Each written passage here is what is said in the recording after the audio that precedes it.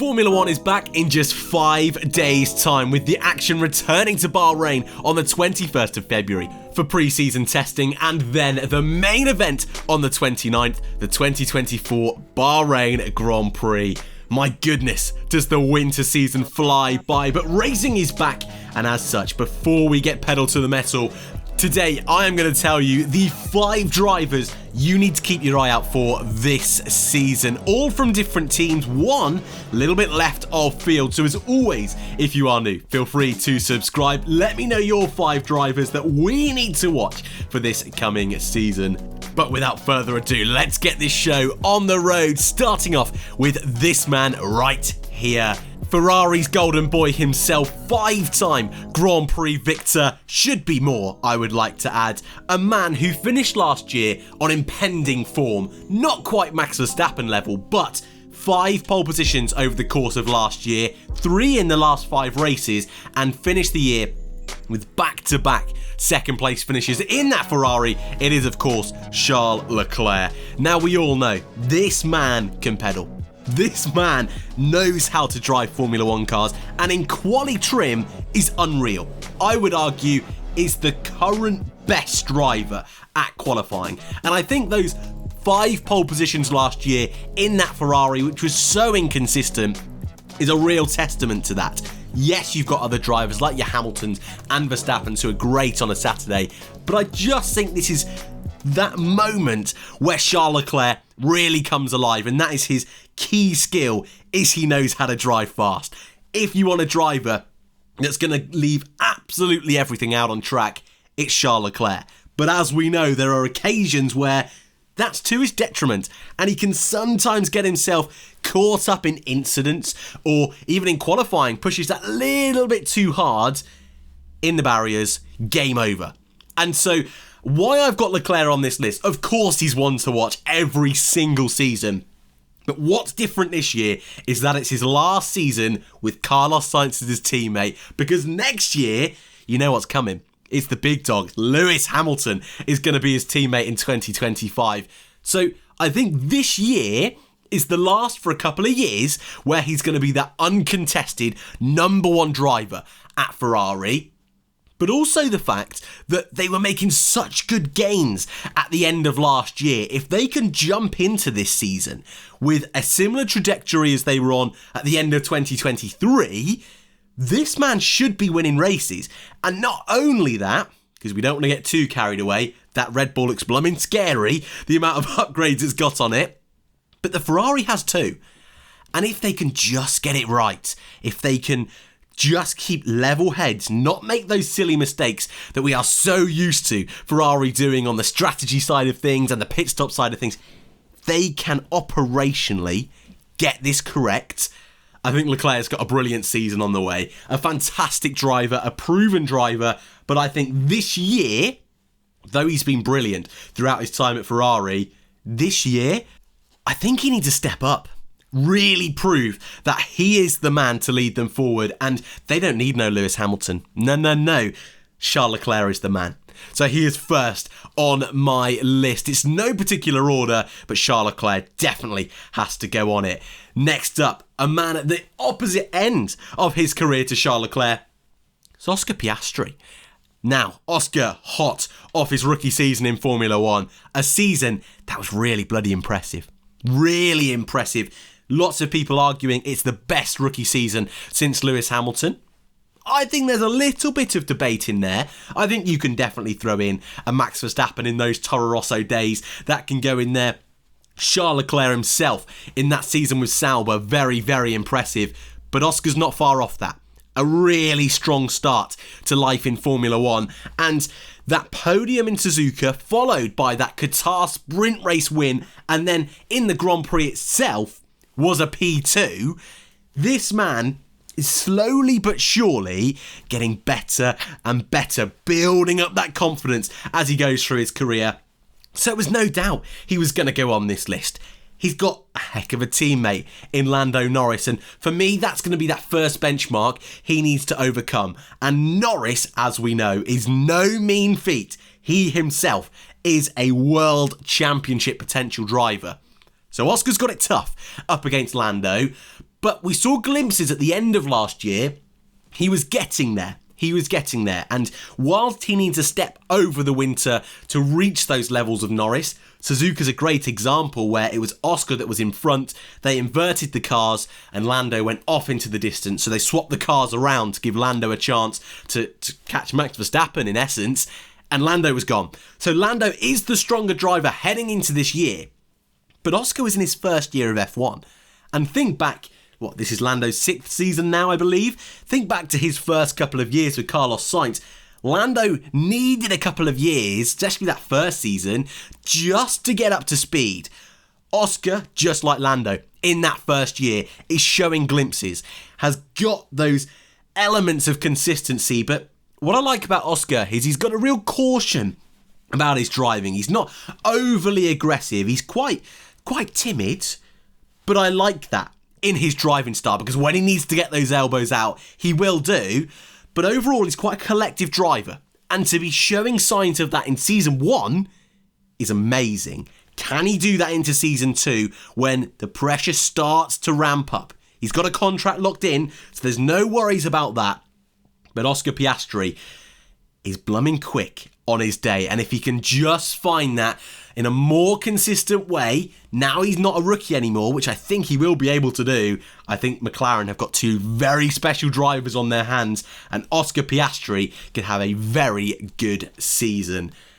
Someone who's not in the first few years of his Formula One career, and it might be his last. That's why he's on the ones to watch. It's Daniel Ricciardo. He always seems to find a way on this channel to feature, but I just think he is such an enigma on the Formula One grid. Is not like any other driver in terms of personality, in terms of career trajectory, and he's on his path, his redemption arc, back to Red Bull. That's kind of what the racing gods have got mapped out for him. And last year, having almost had a sabbatical really, and then being brought back into AlphaTauri halfway through, then having his injury in Zandvoort, he actually only had 7 races in total last year, which I thought it was way more than that, but it was only 7. In those 7, he only scored 1 points finish, which was a P7 in Mexico, but he did get 4th place in that qualifying on that particular weekend. So the glimpses of a very special driver are still there. Those tricky couple of seasons with McLaren, I feel, are behind him now. And if you look at his presentation, both personally in his social life and through his social media, but also on track, his confidence behind the wheel appears to be back. And so for Daniel, he's got a very clear goal at the end of this year. There is a Red Bull seat that could be available. That is right in front of him. That is for the taking. Red Bull are very, very clear and open that, you know what? If Daniel can step up, they'd like him in the car. That's really obvious. However, if he's not quick enough, if he's not performing, then there's no way they're going to have him. On a flip side of things, not only is there a potential, because we've got to put a little star on that Sergio Perez seat, because he's still there at the moment, despite being out of contract. He is still there. We definitely know there's a Mercedes seat available. And so Ricciardo, though right now, I've not seen his name very often being put in those links with that Merc seat, I think there's a good chance, if he can consistently beat Yuki-san, if he can constantly be fighting at that tail end, or hey, maybe even higher in the points in that Visa Cash App RB, he could have one of the greatest redemption stories, redemption arcs in Formula One history. So no doubt this man is a character. No doubt he's going to bring so much joy and energy and fun to the grid this year. But actually, on a racing side of things, he could be part of one of the greatest stories ever in Formula One. So Danny Rick makes the list. A little bit left of field now, I go to Pierre Gasly, and I won't spend too long on Pierre Gasly because this is a bit of a risk throwing him in my ones to watch, and I will say now, there is no Red Bull driver, there is no Mercedes driver on this list, and that's because we know they are going to be an awful lot of fun to watch. I'm trying to pick some drivers that we might not be thinking about, and for those people that are new to our sport, Pierre Gasly could be a very interesting man to watch. Now, People are going to say he's in an Alpine. Alpine are a bit of a nothing team. They were very firmly in the midfield last year, with Pierre finishing 11th in the standings and teammate Esteban Ocon finishing 12th. But Gasly, for me, has been one of the most consistent midfield drivers now for the last 3 or 4 years. Since he got demoted from Red Bull, his second chance in Formula 1 has been nothing but outstanding.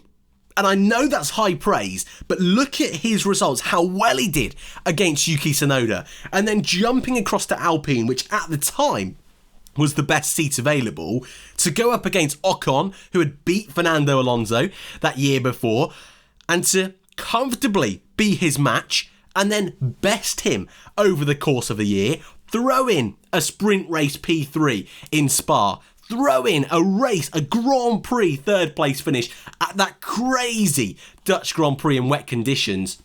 And I think I need to just highlight there as well that though that race was crazy, Pierre drove beautifully that weekend. He didn't luck into that third place. He drove a magnificent Grand Prix. He's a safe pair of hands. And actually another one, a bit like Ricciardo, that at the moment isn't being linked anywhere. But that's why he's my one to watch. He is such a safe pair of hands. He's a driver that year on year, I think, has got better and better and better. He's still young. If he can beat Ocon, who has been linked to that Mercedes seat, why not? He hasn't really got any long-term ties with Alpine. Red Bull might take him back. I think Pierre Gasly could have a very, very big year. Of course, all comes down to the car. If it's another difficult year for Alpine, it's going to be difficult for him to show off his talents. But if he can have another year of growth, I have no doubt he should be in those conversations. I think he's a great little driver, Pierre Gasly, and deserves the world, the amount he's been through in his F1 career. But I think he's got a good season ahead. I'm looking forward to seeing what he can do. And the final driver, is this cheating? Oh, I don't care. It's my video. Is this man, Andreas Kimi Antonelli, or more commonly known as just Kimi Antonelli. Yes, I know. He's not a Formula 1 driver, but he's absolutely got to be on my ones to watch list. The Formula 2 rookie in 2024, the Mercedes young driver, the man that is being fast-tracked up through the junior ranks after winning last year's Italian Formula 4, but just more than that, also winning the ADAC Formula 4 and the Formula Regional Championship all in one season, all with Prema, now makes the step up from F4 all the way to F2, skipping Formula 3. Not only is this 17-year-old lad a serial winner, a monster of an opponent for anyone in Formula 2, the big reason why this has to be in the ones to watch is that as he's a Mercedes young driver, could this young man in his first year of F2, if he wins the title, and he's looked very quick so far in winter testing, if he can do it in his rookie year, maybe he could replace Lewis Hamilton.